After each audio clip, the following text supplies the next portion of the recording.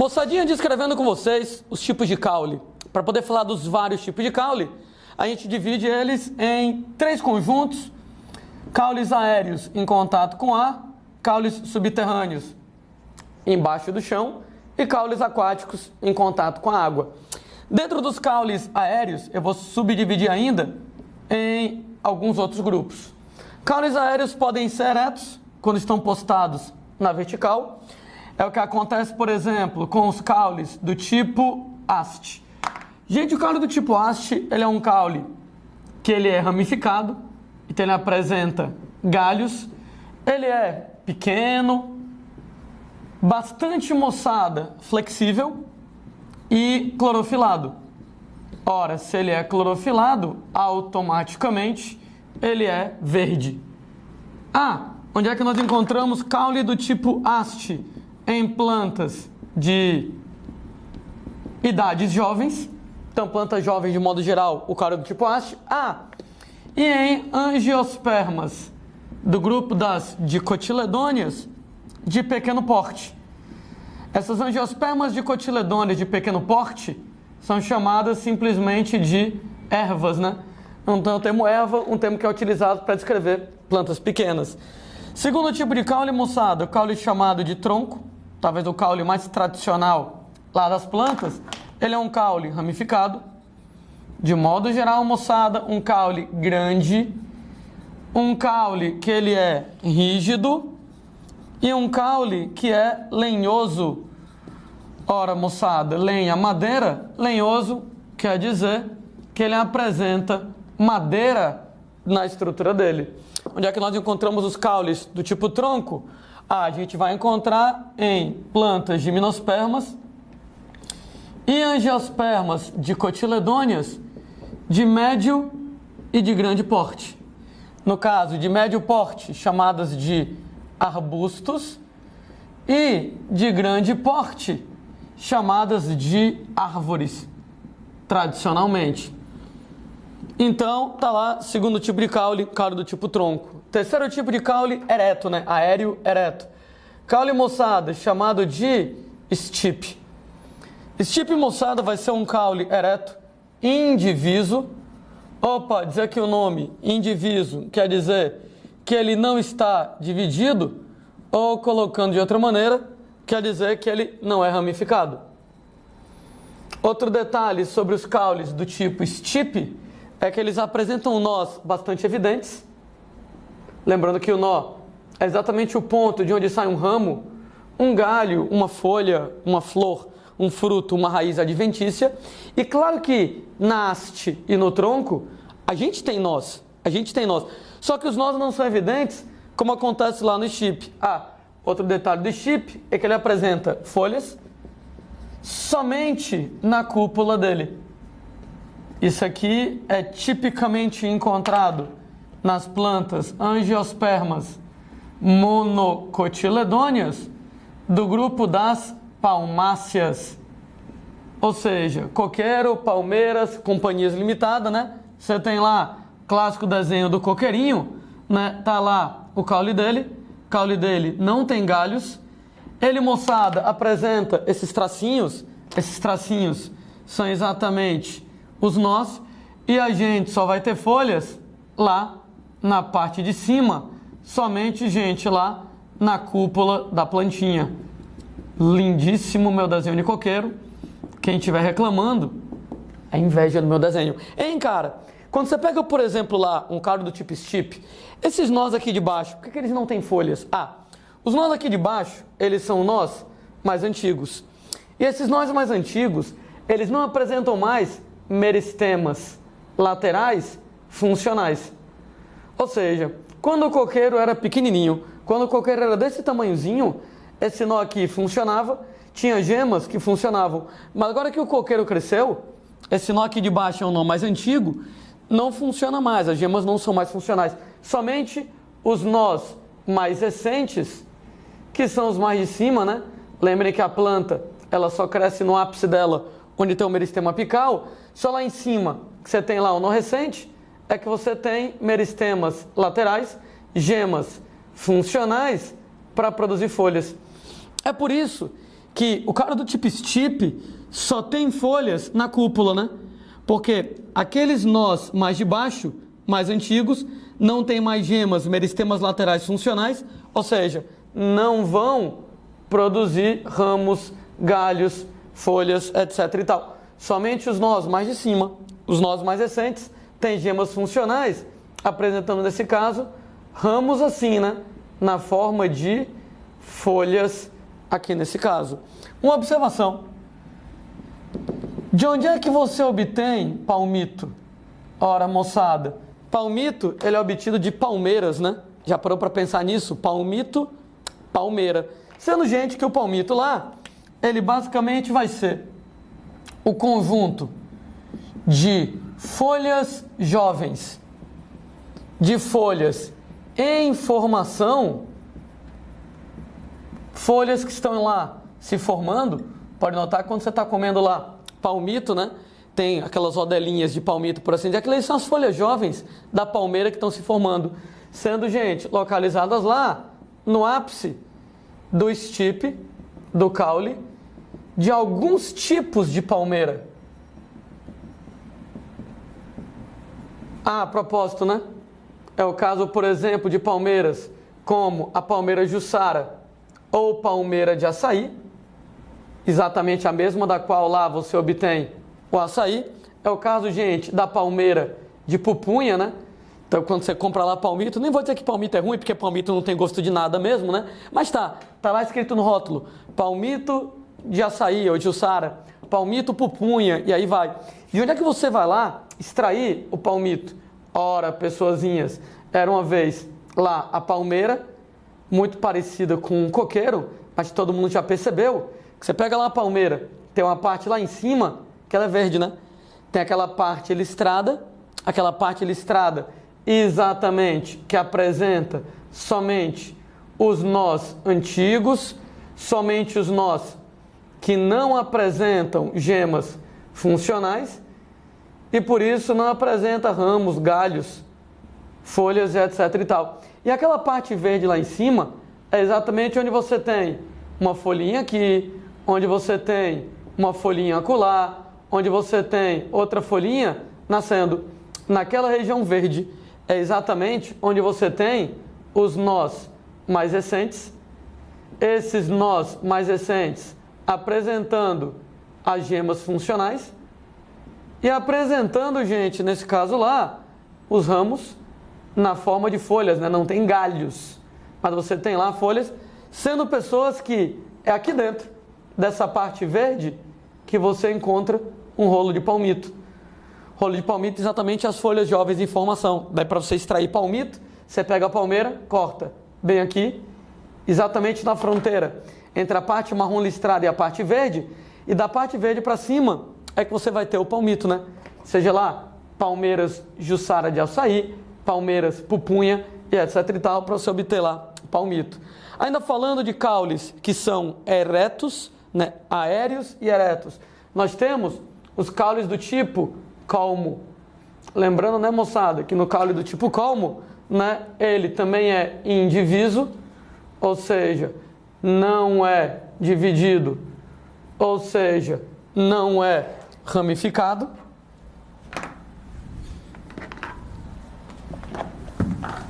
Não dividido, não ramificado, não apresenta galhos aqui nesse caso. Ele também apresenta nós bastante evidentes, mas, moçada, a diferença é que ele pode ter folhas em cada um dos nós. Ou seja, ele pode apresentar folhas em cada nó, ao contrário do caule tipo stipe, que aqueles nós de baixo mais antigos têm gemas que não funcionam mais, não tem mais gemas funcionais. Aqui, moçada, em todos os nós você tem gemas funcionais que podem produzir folhas. Tudo bem, não necessariamente elas vão produzir, mas que elas podem. Isso aqui é tipicamente encontrado em angiospermas monocotiledôneas, do grupo, gente, lá das gramíneas. Lembrando que gramíneas incluem lá bambu, cana-de-açúcar, milho, né? Então vamos lá, é um caule não ramificado, não tem galhos, nós evidentes, nós evidentes, os tracinhos, folhas em cada um dos nós, a gente tem uma folhinha nascendo aqui, e uma folhinha nascendo aqui, e uma folhinha nascendo aqui, e uma folhinha nascendo aqui, e etc. Lembrando, né, moçada, que em algumas plantas do grupo das gramíneas, você vai apresentar um colmo cheio. O que acontece lá em milho, em cana-de-açúcar, mas em algumas plantas, o centro do colmo se desintegra e ele vira um colmo oco, o que acontece exatamente lá nas plantas de bambu, né? Bambu lá também do grupo lá das gramíneas nessa história. Esses aí são os caules aéreos, eretos. A gente, moçada, tem lá os caules aéreos, que eles são rastejantes. Ora, enquanto os eretos eles ficam em pé, os rastejantes eles são horizontais. Eles correm paralelamente ao solo. Então, caule aéreo ereto vertical, caule aéreo rastejante horizontal. Na verdade, um tipo desses aqui, caule chamado de estolho ou estolão, em relação aos caules do tipo estolho ou estolão. Então, um caule caracterizado por ser rastejante, né, aéreo rastejante, paralelamente em relação ao solo, sendo, gente, que esse caulezinho ele tem também a característica de apresentar em cada nó ramos e raízes adventícias. Você vai formar ramos e raízes adventícias em cada um dos nós, possivelmente. Não, tudo bem, não deu para entender? Tem problema não, a gente tenta explicar para vocês um pouco melhor. É o que acontece, por exemplo, em caules de plantas como morango, como abóbora, como melancia. Era uma vez o chão, o solo, caule rastejante, paralelo ao solo no horizontal, e assim, né? Eu tenho um nó, eu tenho raízes adventícias, eu tenho folhinhas. Eu tenho um nó, eu tenho raízes adventícias, folhinhas. Eu lembro que esse caule, ele é muito bacana. Isso aqui o ar, né? Esse caule ele é muito bacana para você fazer reprodução assexuada na planta, né? Porque basta você cortar bem aqui, que uma vez que você corte bem aqui, isso aqui agora é uma planta, isso aqui agora é outra planta. Então, produzir mudas de morango é muito fácil, né? Você vai lá e corta o caule, estolho, estolão, uma planta, uma nova planta aqui na brincadeira. Ainda estou falando, gente, dos caules, que são caules aéreos, né? Em contato com ar, eretos verticais, rastejantes horizontais e os caules trepadores. Esses aqui, eles vão subir num determinado suporte. Dois tipos de caule, moçada, podem subir num determinado suporte. Caule chamado de caule sarmentoso ou escandente. Cada nome bonito que o pessoal arranja, hein? Fala sério. Gente, caule sarmentoso ou escandente, ele vai lá e fixa num determinado suporte. Simplesmente, gente, através de raízes grampiformes. Opa, da aula de raiz, né? Aquelas raízes curtas que parecem um grampo, exatamente para poder fixar plantas epífitas, né? Você tem, moçada, lá que também podem se fixar através da ação de gavinhas. Gavinhas, gente, elas são, segundo alguns autores, galhos, segundo alguns autores, folhas modificadas e enroladinhas exatamente para poder se segurar no determinado suporte, né? Quando a gente fala em caule sarmentoso, onde você se fixa por raízes grampiformes, a gente tem lá a era, né? Um tipo lá de trepadeira, de planta epífita, então a fixação por raízes grampiformes. Mas, gente, você tem, por exemplo, lá maracujá, uva, chuchu, onde esses caras vão se fixar através de gavinha, né?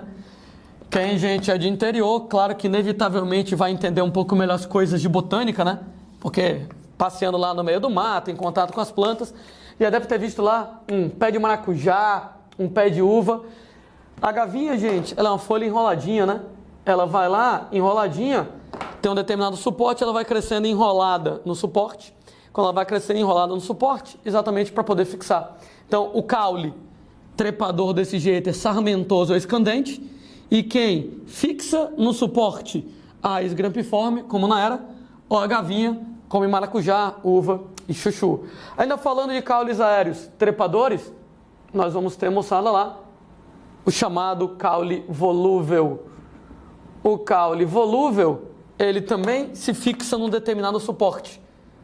Só que ele não usa raízes grampiformes, ele não usa gavinhas, ele se fixa num determinado suporte, se enrolando nesse suporte. Ele vai enrolando no mesmo, né, através de um movimento chamado de circunutação. A propósito, né, o nome circunutação, claro que é um nome horroroso, né, relaxa quanto a ele, mas dá uma ideia interessante, né, de circundar. O caule volúvel, ele se enrola, ele circunda o suporte onde ele sobe, né, exatamente pessoas, que acontece, por exemplo, em plantas como feijão, né?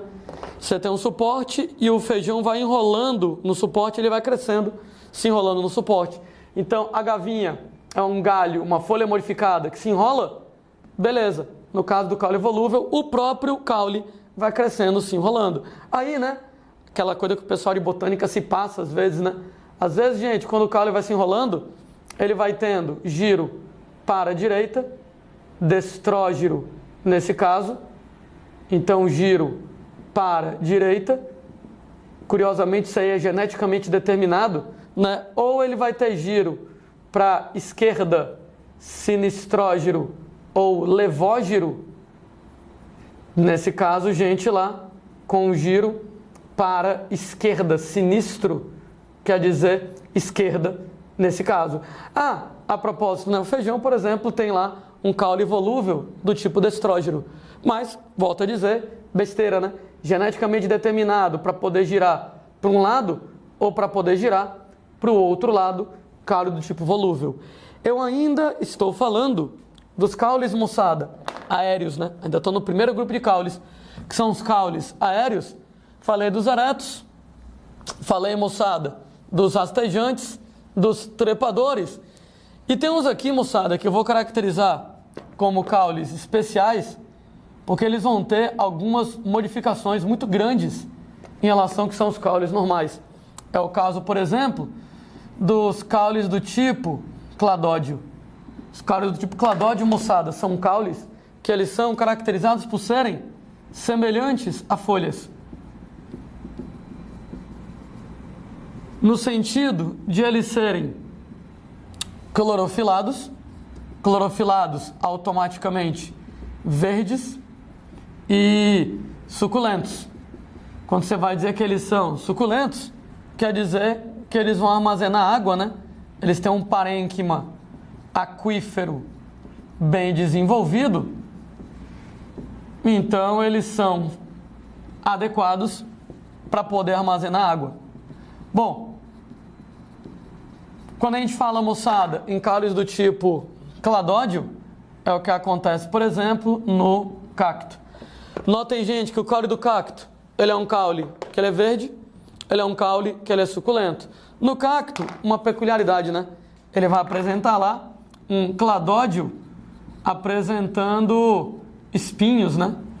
Aquela história que os espinhos, exatamente, folhas modificadas para poder diminuir a superfície de perda de água por evaporação. Reduzir a superfície de perda de água por evaporação. Só que isso acaba gerando um problema, né? Porque quando a folha vira espinho, qual é o lado bom? Quando a folha vira espinho, diminui a superfície de perda de água. Entretanto, também diminui a superfície de fotossíntese. Ou seja, moçada, quando você tem lá no cacto a folha virando espinho, o lado positivo, a folha com menor superfície perde menos água, mas também capta menos luz para fotossíntese. Daí, como o cacto tem caule cladódio, o caule assume o papel de fotossíntese. Então, no caso lá dos cactos, não é a folha que faz fotossíntese, a folha virou espinho, tem uma fotossíntese dela, né, superfície muito pequena, não capta a luz direito, o caule assume o papel de fotossíntese. Claro que isso aqui é uma adaptação a ambientes secos, né? Então você tem lá que cacto extremamente bem adaptado a ambientes áridos, né? A ambientes secos, o que aliás tem outro aspecto bacana, né? Você tem lá o caule acumula água. Então, plena seca na caatinga, né? Tá lá, moçada, tudo queimado, tá lá, tudo cinza, sem folhas, e o cacto mantém lá a corzinha verde dele, porque o caule cladódio, ele suculento, ele vai lá, armazena água. Você tem um caule chamado de filocladódio. E o filocladódio, ele tem as mesmas características do cladódio, essencialmente as mesmas características do cladódio, mas claro que deve ter alguma diferença, né? Senão não tinha um nome diferente. É que no caso do cladódio, ele é um caule que apresenta um crescimento indefinido. Ou seja, ele cresce durante a vida inteira, não sei o tamanho final que ele vai atingir, enquanto o filocladódio, ele apresenta um crescimento definido. Ele cresce até um determinado ponto e para de crescer. Tudo bem, também acho besteira, né? É o que acontece em aspargos. E não se preocupe tanto com o filocladódio. O cladódio é muito importante por causa de ecologia, né? O cladódio é muito importante por causa lá de ecologia, a adaptação do cacto a um ambiente seco, a caatinga e aí vai. Filocladódio já não me interessa tanto. Eu estava falando de caules suculentos, né? Na verdade, moçada, o cladódio é suculento, mas eu posso usar esse nome, caule suculento, para qualquer caule que apresenta um parênquima aquífero desenvolvido para poder armazenar água. Então, parênquima aquífero desenvolvido, um papel de armazenamento de água. Qualquer um, gente, né, suculento desse jeito, é o que acontece. Por exemplo, com plantas como a barriguda, né? Então, barriguda lá é uma planta que acontece em regiões secas, que o caule é bem gordinho, exatamente para poder acabar armazenando água. Bom, a gente terminou o primeiro grupo de caules, que são os caules, né, aéreos em contato com ar. Segundo grupo de caules, você tem lá os caules, né, subterrâneos. Então, os caules subterrâneos, nome autoexplicativo, caules que crescem abaixo do solo. E quando a gente fala em caules subterrâneos que crescem abaixo do solo, a gente já tinha citado com vocês um exemplo muito importante, que é exatamente o caule do tipo rizoma, que é até o caule lá da samambaia. Não sei se alguém lembra, mas do caule rizoma, ele é um caule subterrâneo e horizontal. Ou seja, um caule bem diferente, né? Porque normalmente os caules, eles são aéreos, esse aqui é subterrâneo. Os caules, eles são verticais, esse aqui é horizontal, né? Plantas como, por exemplo, samambaia apresenta isso. Também tinha citado outro exemplo, né?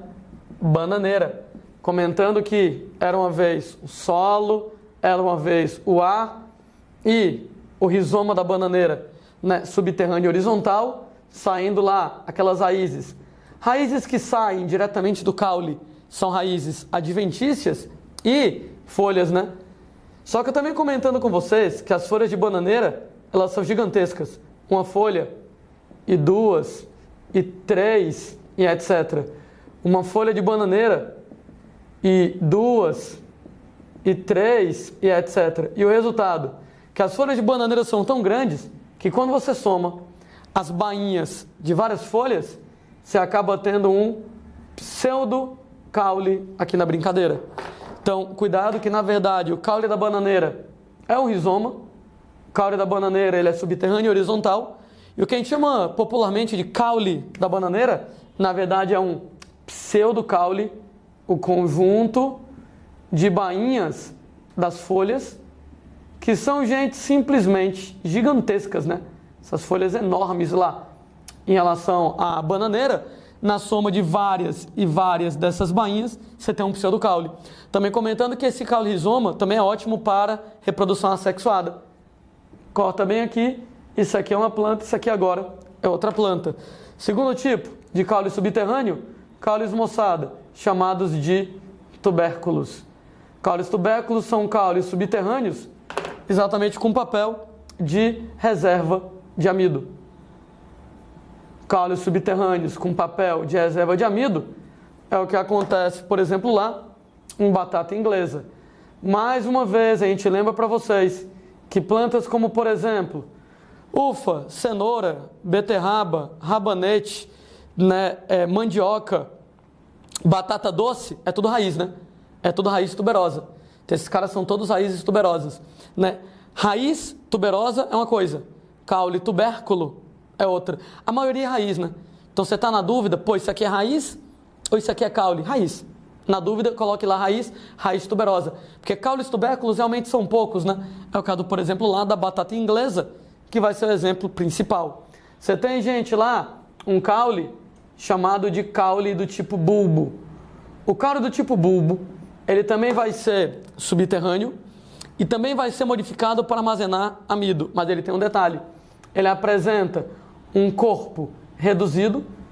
Esse corpo reduzido chama de prato, é o caule em si do bulbo, e uma série de folhas modificadas para armazenar amido. Essas folhas modificadas para armazenar amido são chamadas de catáfilos. Então, folhas pequenininhas, modificadas para exatamente estar lá armazenando amido. Catáfilos, o nome delas. A propósito, tá? É o que acontece em cebola. Cada rodela de cebola é um catáfilo. É o que acontece em alho. Cada dente de alho, ele é um catáfilo. Então, quer dizer que cebola e alho, caules do tipo bulbo, é um caule subterrâneo. O corpo do caule em si fica lá no centro, chama de prato. E o que mais me interessa são os catáfilos, né? O bulbo tem catáfilos, folhas modificadas, para poder armazenar amido, as rodelas de cebola, os dentes de alho. Chegamos, gente, no último grupo de caules para descrever caules aquáticos, quaisquer caules que estejam em contato com a água. Esses caules, moçada, em contato com a água, pode ser de plantas flutuantes, como água-pé. Então, água-pé flutuante, o caule está em contato com a água. Mas, moçada, não necessariamente em plantas flutuantes. Pega, por exemplo, Vitória Régia. A Vitória Régia também apresenta caule aquático, né? Curioso em relação à Vitória Régia, né? Tá aqui o ar, a água, tá lá o solo no fundo da lagoa, do rio e etc e tal. E, gente, tá lá aquela folhona da Vitória Régia, aqui na superfície. O caule, ele é um caule aquático. O caule é um caule aquático, mas a raiz, ela é uma raiz subterrânea. Então a raiz, ela se insere lá no solo, no fundo da água. Então na Vitória Régia, o caule é aquático, mas a raiz não é. No aguapé, o caule é aquático e a raiz é aquática, porque o aguapé é flutuante. Caule aquático, raiz aquática. Mas na Vitória Régia, o caule é aquático, a raiz subterrânea. Para a gente finalizar essa conversa, existem alguns tipos de morfoses caulinares. Situações, gente, onde eu tenho modificações na estrutura do caule, né? Quando a gente fala lá em morfoses caulinares, ora, gente, alguns desses caras já foram descritos, né? É o caso, por exemplo, lá de gavinhas, são modificações. Segundo alguns autores do galho, segundo alguns autores da folha, é meio difícil definir, porque afinal de contas a folha pode ser colocada como um galho modificado. É o caso dos espinhos, que também já foram descritos, e é o caso do xilopódio. Gente, xilopódio, ele vai ser uma estrutura subterrânea, lenhosa com consistência semelhante à de madeira, e que armazena água e nutrientes orgânicos. Sendo pessoas que, na verdade, o xilopódio, ele tem origem mista, né? Ele apresenta origem, parte em raiz e parte em caule. Qual é o objetivo dele? Acabei de escrever, armazenamento, né? Então ele vai ter lá papel de reserva de água, né, e nutrientes orgânicos, e ele é particularmente importante em plantas de cerrado. Opa, olha a ecologia aí, moçada, aparecendo. Uma das características mais comuns em relação ao cerrado é que o ambiente é muito seco, o ar é muito seco e é muito propenso a incêndios, né? Então era uma vez uma plantinha e, gente, tá lá a plantinha, se tem um incêndio, a planta morre, cara. A planta vai morrer do incêndio. O truque de muitas plantas de cerrado para sobreviver aos episódios de incêndio. E embaixo do chão, você tem o xilopódio.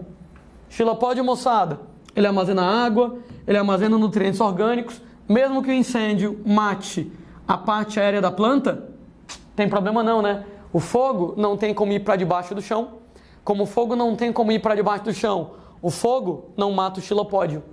E aí o xilopódio sobrevive ao incêndio e origina uma nova parte aérea. Então, um grande lance lá, plantas de cerrado estão sujeitas frequentemente a queimadas, sendo pessoas que essas queimadas, elas podem até matar a parte aérea da planta, né? Matam lá a parte aérea, mas, moçada, o xilopódio subterrâneo sobrevive. Como o xilopódio subterrâneo está embaixo do chão, protegido do fogo, ele armazena água e sais minerais. O xilopódio sobrevive. E não apenas ele sobrevive, como ele forma uma nova parte aérea na planta. Pronto. Quer dizer, então, uma adaptação típica de plantas de cerrado, porque plantas de cerrado estão muito sujeitas, bastante sujeitas à ação de queimadas.